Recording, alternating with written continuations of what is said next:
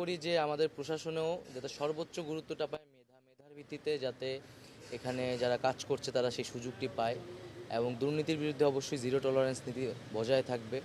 এবং যেহেতু আইসিটি সেক্টরে আসলে তরুণদের কাজের একটা বড় সুযোগ আছে এবং বাংলাদেশে এই ধরনের তরুণ ব্যাপক সংখ্যায় আছেন, তাদের সাথে সেই সংযুক্তিটা আসলে প্রয়োজন। তাদের ক্রিয়েটিভ আইডিয়া এবং এখানে যারা অভিজ্ঞ আছে তাদের একটা সংযোগ ঘটানোর মাধ্যমে একটা তথ্য প্রযুক্তির যে বিপ্লব চলছে সেখানে বাংলাদেশকে নেতৃত্ব দিতে আমি মনে করি বাংলাদেশের তরুণ প্রজন্ম সক্ষম।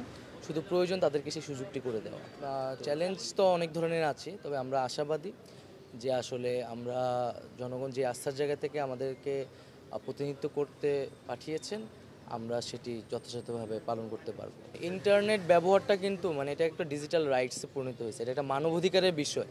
তো ইন্টারনেট বন্ধ বলেন বা সেটাকে সীমিত পর্যায়ে নিয়ে আসা, এই মানবাধিকার বিষয়টাকে মাথায় রেখেই করতে হবে, যাতে কারো মানবাধিকার লঙ্ঘিত না হয় এবং তথ্যের অবাধ প্রবাহ থাকে, যাতে সাংবাদিক সহ শুরু করে সবাই সেই সত্যটি জানতে পারে। তবে আমি আজকে চেষ্টা করব প্রথম দিনই যে গত আন্দোলনে যে ডিজিটাল ক্র্যাকডাউন আমরা বলেছি ইন্টারনেট বন্ধ করে, তার তদন্তের জন্য আজকে আমি ব্যবস্থা নেব যে কেন এই ঘটনাটি ঘটেছিল এবং কারা সেটার সাথে জড়িত ছিল।